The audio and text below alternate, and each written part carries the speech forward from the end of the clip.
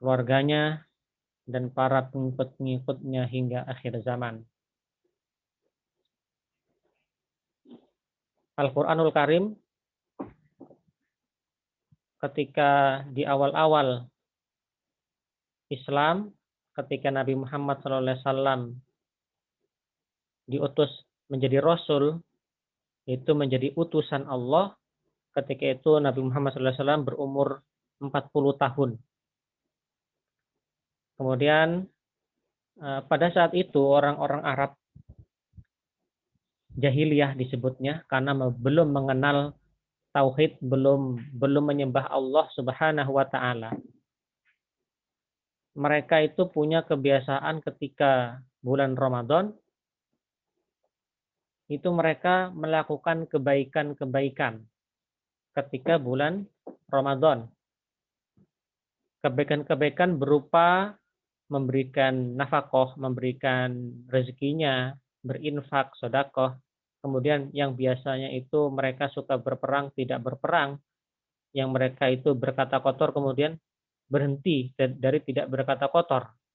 Intinya kebaikan-kebaikan orang-orang Quraisy sebelum datangnya Nabi Muhammad diutus menjadi nabi, itu mereka itu menjadi baik di bulan Ramadan.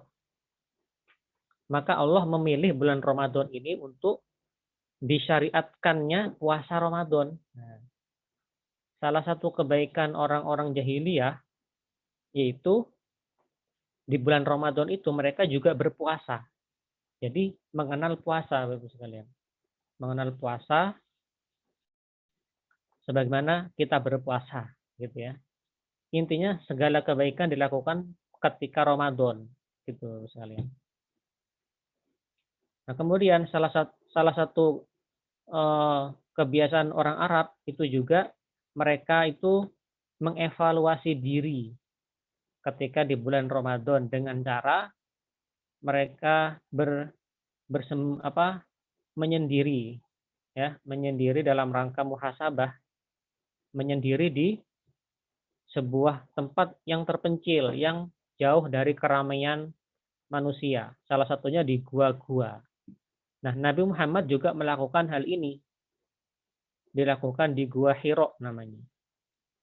Dengan cara Nabi Muhammad SAW itu membawa bekal, ya berniat ingin pergi ke gua. Pada saat itu Gua Hiro namanya. Di situ kemudian Rasulullah menyendiri seraya bermuhasabah, memikirkan tentang arti kehidupan, gitu kan? Dengan membawa bekal, ya, makanan. Ketika makanan habis, kembali lagi untuk mengambil makanan di rumahnya, kemudian kembali lagi ke gua. Seperti itu. Berzikir mengingat Allah. Nah, jadi sebelumnya itu, Bapak sekalian, sebelum ada risalah Nabi Muhammad, beberapa orang Arab itu punya keyakinan tentang Tuhannya. Dan mereka tidak menyembah patung. Tapi mayoritas mereka menyembah patung. Salah satunya Nabi Muhammad itu percaya kepada Allah Subhanahu wa taala sebagai pencipta. Tetapi Nabi Muhammad tidak pernah ikut campur menyembah patung, gitu ya. Sedangkan kaum yang lainnya menyembah patung, Lata wal Uzza dan lain sebagainya. Nah, setelah itu Nabi Muhammad SAW ketika di Hira, barulah kemudian ada dalam hati Nabi Muhammad SAW itu perubahan dan bisikan yang disebut dengan wahyu. Itu awal mula sejarah Al-Quran itu turun kepada Nabi Muhammad SAW. Dan itu tepat di, bukan tepat ya, tepatnya di bulan suci Ramadan turunnya Al-Quran. Ada yang mengatakan di 17 Ramadan. Ada yang mengatakan bukan di 17 Ramadan, tetapi pokoknya di bulan Ramadan. Ya. Tetapi mayoritas banyak yang mengatakan 17 Ramadan itu turunnya Al-Qur'anul Karim. Begitu, sekalian. Nah, setelah itu Rasulullah Nabi Muhammad SAW, malaikat Jibril turun ke Nabi Muhammad SAW dengan mengatakan Iqra ya Muhammad. Jadi ini awal mula turunnya Al-Quran kepada Nabi Muhammad SAW. Iqra ya Muhammad, apa katanya? Bacalah Muhammad, gitu ya. Kata Nabi Muhammad, ma'ana biqori, aku tidak bisa membaca. Gitu. Malaikat Jibril kemudian berkata lagi, Iqra. Nabi Muhammad kemudian, aku tidak bisa membaca. Sampai 3 kali kemudian malaikat Jibril mengeja. Iqra bismi rabbikal ladzi khalaq. Khalaqal insana min 'alaq. Nah, itu surat Al-Alaq 1-5 itu turun pertama kali kepada Nabi Muhammad Shallallahu alaihi wasallam. Untuk proses sejarah awal turunnya Al-Qur'anul Karim. Tetapi bagaimana turunnya Al-Qur'an itu, apakah turun secara sekaligus semua Al-Qur'an ataukah bertahap? Jadi begini, Al-Qur'an itu turun pertama kali itu seluruhnya. Seluruh Al-Quran itu, isi Al-Quran yang kita kenal dari surat Al-Fatihah sampai dengan surat An-Nas, itu turun secara keseluruhan. Di mana turunnya? Turunnya adalah di langit dunia, sama dunya. Diturunkan oleh Allah Subhanahu wa taala dari Lauhul Mahfuz ke langit dunia. Artinya sudah berada di dekat dengan dunia secara keseluruhan, gitu sekalian. Secara keseluruhan, kemudian dari situ malaikat Jibril menurunkan kepada Nabi Muhammad secara bertahap. Ketika di Hura diturunkan surat Al-Alaq. Ketika perang Badar diturunkan surat Al-Anfal. Ketika ada pertanyaan dari Quraisy mengenai tentang Tuhanmu Muhammad, apa Tuhanmu? Bagaimana? Gambarkanlah Tuhanmu kepadaku. Kami menyembah patung, sedangkan engkau tidak menyembah apa-apa. Engkau hanya sholat saja. Tidak jelas. Apa? Tuhanmu bagaimana? Kemudian turunlah surat Al-Ikhlas. Qul a'udzu qul huwallahu ahad. Hai Muhammad, katakanlah kepada mereka, Allah itu satu, esa. Allahu somad. Allah itu tempat meminta, gitu kan? Lam yalid walam yulad, dan tidak beranak dan tidak diperanakkan. Turun ayat itu. Turun surat itu. Jadi ayat atau surat Al-Quran itu turun secara bertahap sesuai kebutuhan. Selama hidupnya Nabi dari 40 tahun sampai 63 tahun itu, Al-Quran turun kepada Nabi Muhammad Shallallahu alaihi wasallam. Gitu. Nah, kita sekarang, Bapak Ibu sekalian, tahu bahwa Al-Quran sekarang itu dalam bentuk buku, ya. Dalam bentuk lembaran-lembaran. Apakah di masa Nabi Muhammad itu ada lembaran kertas-kertas Al-Quran? Gitu. Ternyata ketika dahulu kala itu Al-Quran tidak seperti mushaf sekarang ini yang ada di masjid-masjid yang kita punya itu, ya. Tidak seperti itu. Jadi Nabi Muhammad ketika mendengar Al-Quran, mendapatkan wahyu, kemudian mengajarkan kepada sahabatnya. Mengajarkan kepada sahabatnya dan sahabat menghafalnya secara langsung. Menghafal, kemudian setelah menghafalkan ayat-ayat Al-Quran dari Nabi,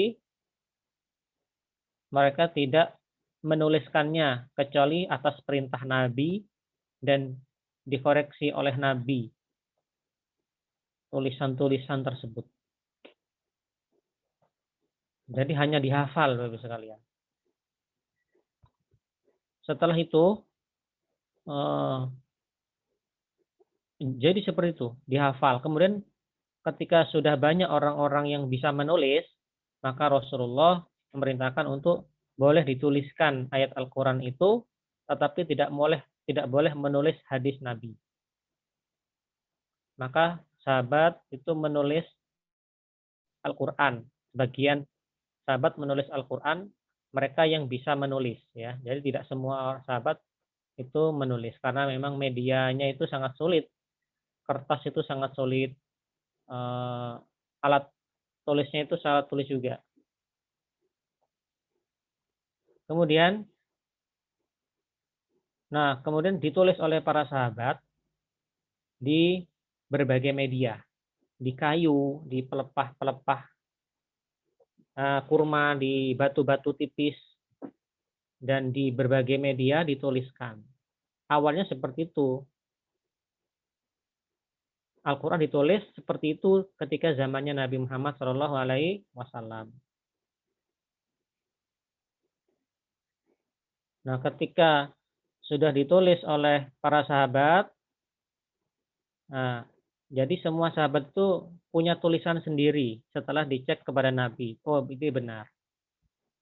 Jadi ketika zaman Nabi itu tidak ada lembaran-lembaran Al-Quran yang satu buku gitu ya, tidak ada.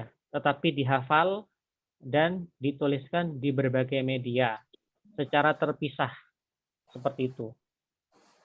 Tidak secara terkumpul seperti buku.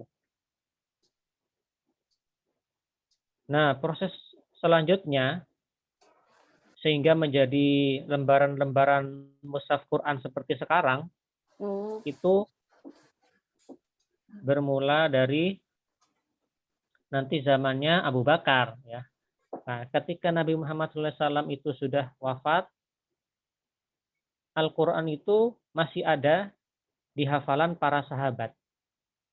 Masih ada di hafalan para sahabat dan beberapa sahabat itu juga punya tulisan-tulisan di berbagai media. Salah satunya Ali bin Abi Thalib, Zaid bin Thabit, dan sahabat-sahabat lain itu tidak hanya menghafal. Mereka punya lembaran-lembaran. Seperti ini misalkan ya. Tapi bukan kertas. Lembarannya itu bisa di batu tipis, bisa di kayu, bisa di mana-mana. Ya. Mereka punya itu disimpan di rumah. Seperti kaligrafi lah gitu ya. Seperti itu. Kemudian setelah wafatnya Nabi Muhammad SAW dan kepemimpinan Islam dipimpin oleh Abu Bakar, terjadi peristiwa kemurtatan orang-orang Muslim waktu itu. Karena dianggapnya sudah tidak ada kenabian. Yang dipimpin oleh Musailamah al-Kadzab itu keluar dari Islam ya, tidak mau membayarkan zakat, tidak mau berzakat. Akhirnya Abu Bakar memerangi mereka, memerangi orang-orang yang murtad ini. Terjadi peperangan yang sangat dahsyat. Di antara kaum muslimin itu banyak yang meninggal, banyak yang mati syahid, dan di antara mereka adalah para penghafal Al-Quran. Nah, tapi Allah beri kemenangan pada akhirnya, orang-orang yang murtad ini kalah dan Islam kembali jaya ya, tidak terkontaminasi dengan orang-orang yang murtad itu, habis mereka. Islam kembali jaya dan kuat. Tetapi kendalanya adalah para hufadul Quran, orang-orang yang menghafal Quran itu tidak mudah sedikit. Karena terbunuh ketika berperang di zamannya Abu Bakar As-Siddiq. Maka kemudian Umar bin Khattab mengusulkan untuk menuliskan Al-Quran dalam bentuk buku. Dikumpulkan dalam betul-betul dikumpulkan dalam satu lembaran. Gitu ya. Yang awalnya itu berbagai media seperti buku, seperti batu, seperti apa namanya, pelepah-pelepah, media lain itu kemudian dikumpulkan.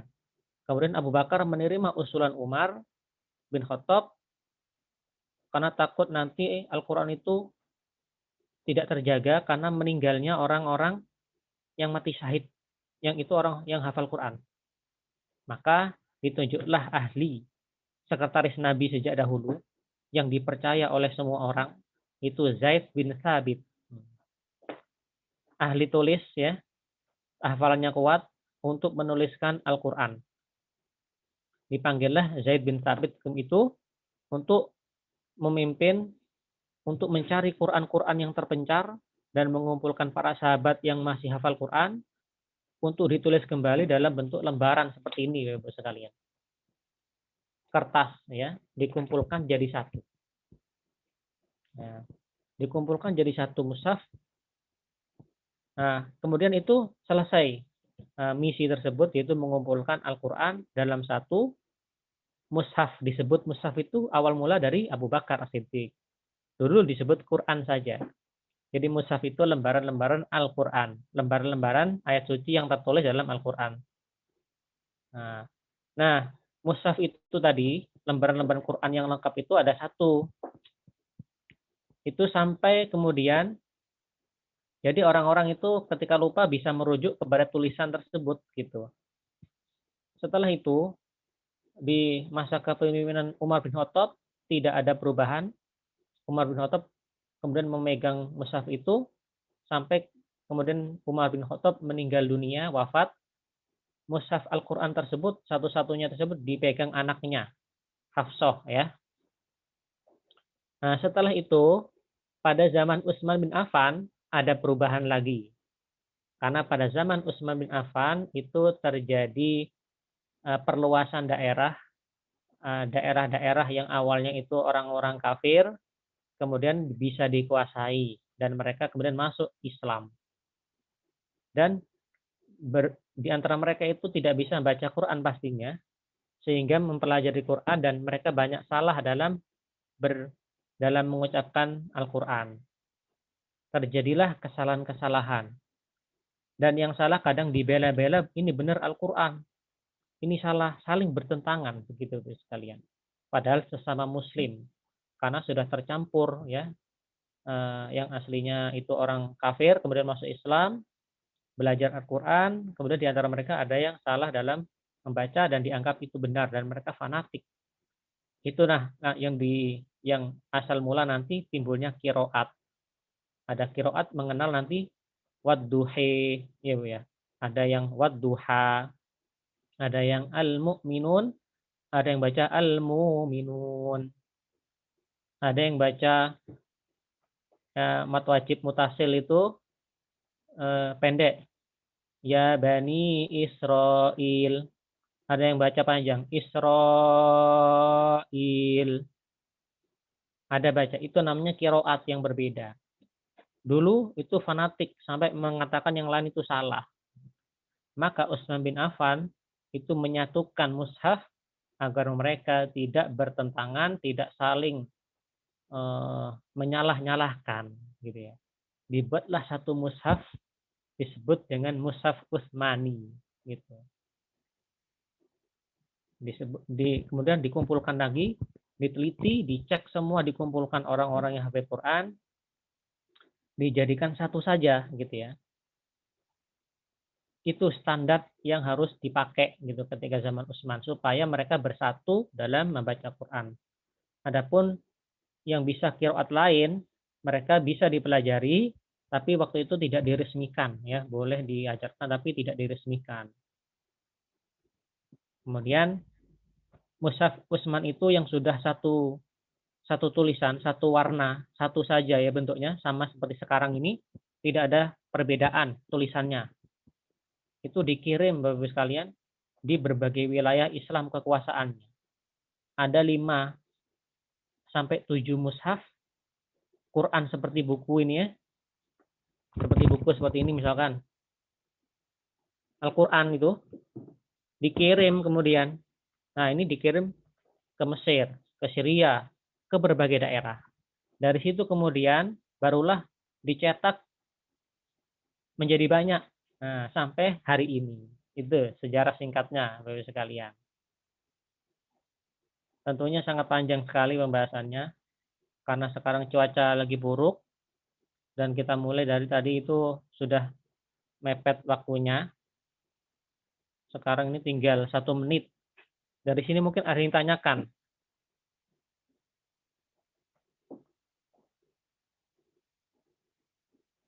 Terima kasih atas kehadirannya nih ya. Mudah-mudahan Allah memberikan pahala dari kita hadir dalam majelis ilmu.